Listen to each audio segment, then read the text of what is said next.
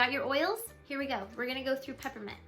Here's peppermint. I love peppermint. It's so good. Peppermint is like that oil you can use for almost anything.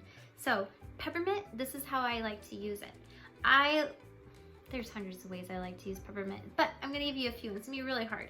Okay, peppermint, I like to put 1 drop in my water bottle. Remember, if you're gonna put it in your water bottle or drink it out of anything, it needs to either be glass or stainless steel, because essential oils are so strong and so powerful, they will leach the chemicals in plastic into your water, and you don't want that.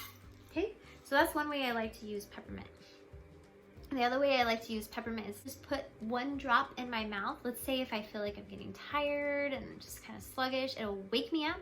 Or let's say I've got a headache. I like to use peppermint for a headache, and I'll just put a drop in my mouth, or I will put a drop in my hand and kind of put it on the back of my neck.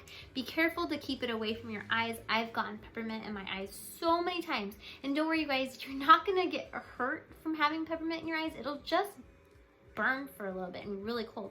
But I've got some really cool tips on how you can take care of that. So see my essential oil safety video at the end of all of this. And so there's just a few ways you can use peppermint. Peppermint is really good for the respiratory system. It's so good for congestion, sinus pressure, coughs. It's great for cramps. It's great for headaches. It's great for muscle pain. It's great for bloating and constipation and all that sort of thing. So there's your peppermint. All right.